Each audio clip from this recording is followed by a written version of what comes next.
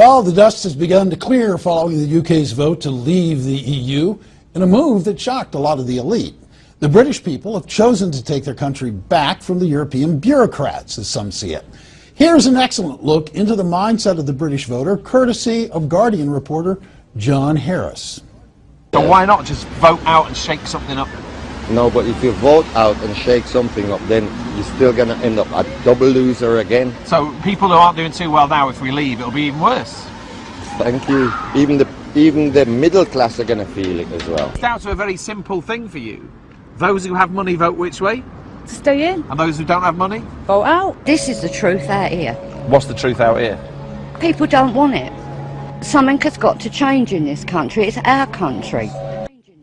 Something's got to change. That voter sentiment has not been lost on Donald Trump, who in an economic policy speech today acknowledged the British people for voting their freedom from globalization.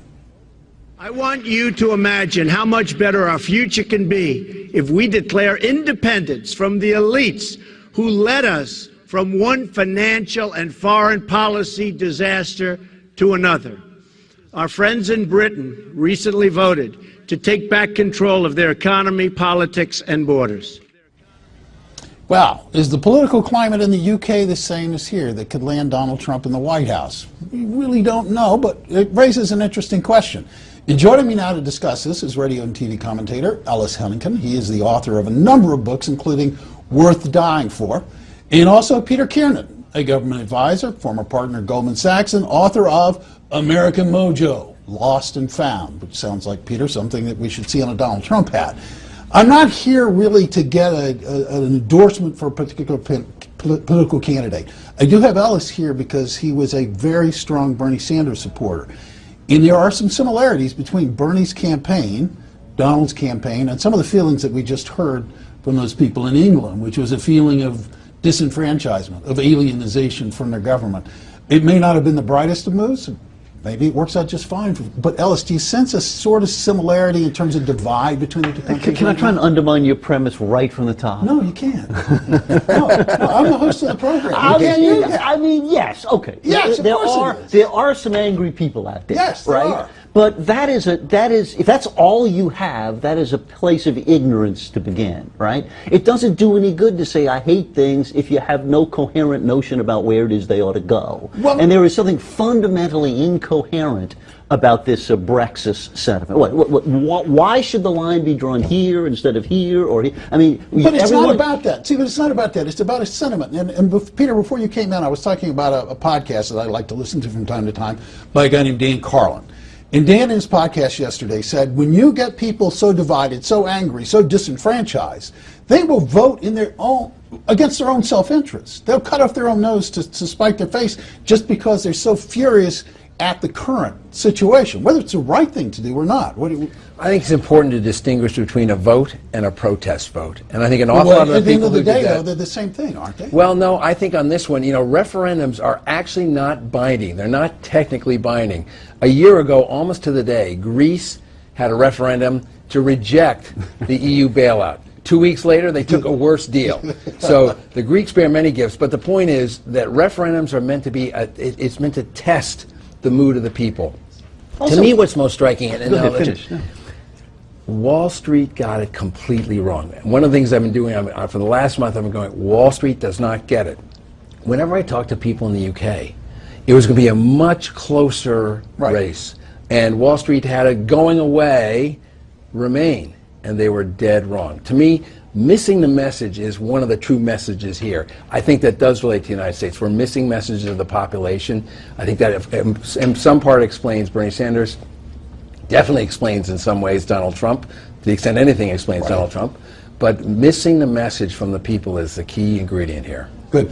Well, yeah, but I mean, we're talking about a difference of 2 percentage points, right? I mean, we can have a long and interesting discussion about what's wrong with polling today. I mean, it's clearly screwed up, right? What used to work for pollsters doesn't anymore, and Wall Street believed the same thing the political analysts and pundits believed, right? And the bookies had they were wrong at the beginning, and ultimately at the last minute they changed. But it seems to me, if the principle here is that we have to be in favor of self-determination at all times, why then shouldn't Scotland disappear? And why shouldn't Ireland depart from the UK? All these people in England didn't think that those others ought to run away, did they? That's what it is. Because, you know, for years when I was doing reports for CNN and I would go out and I would talk to people out in the middle of the country, for lack of a better metaphor, I would talk to people who were ticked off, who were angry. Okay. I want to go to a quote, actually, from Alan Greenspan back in September of 2009 when he was talking before the Senate Immigration Committee. He sat there and told these men and women, greatly expanding our quotas for the highly skilled would lower wage premiums of skilled over less skilled. Skill shortages in America exist because we're shielding our skilled labor from world competition. Quotas have been substituted for wage pricing mechanisms, and in the process we've created a privileged elite whose incomes are being supported at non-competitively high levels by immigration quotas on skilled professionals. Eliminating such restrictions would reduce at least some of our income inequity. What the good chairman said to the people there is bring it in, flood the market with immigrants at a skilled position so that we lower our own wages, leaving aside whether you agree with him or not. If you are a tech worker, and I talk to a lot of tech workers who all know that quote by heart, don't you feel kind of screwed by the powers that be? Well, whether I'm screwed by the powers that be, the thing that's interesting about England, that's a little different than the United States and some of the others, England has always had sort of an a la carte view of the European Union. When it's time to participate in the currency, they said, no thanks. When it was time to participate in Schengen for open borders and no passports, they said no thanks. And frankly, England has been exasperating to the EU because they're always looking for ways out, including most recently with some police and judicial information sharing. Yeah.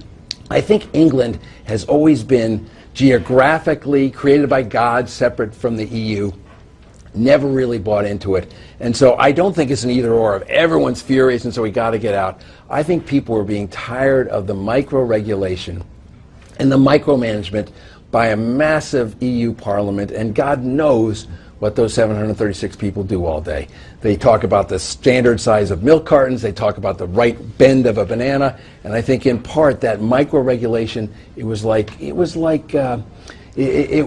when you have an X-ray. Sooner or later the radiation is cumulative. Your little red badge goes pink.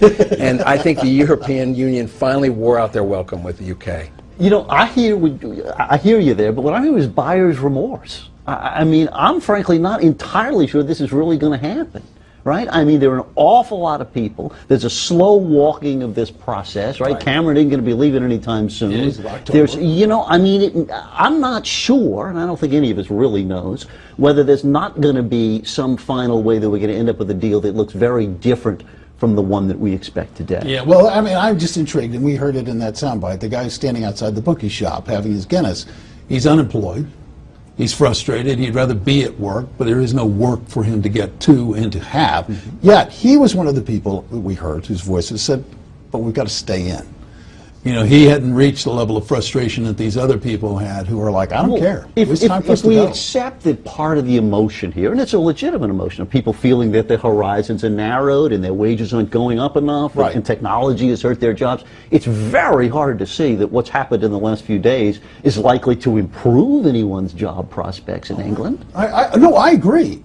Logically, I mean, logically, it doesn't make sense. It only makes sense from an emotional standpoint. I mean, I thought I could retire. I think emotionally, I think you're selling the British people short. There are people actually in life who will say, between profit and principle, sometimes I'll go with principle. I think that Wall Street had it wrong because they can only measure profit. And they said, because it's a bad economic choice, no way they're going to make it.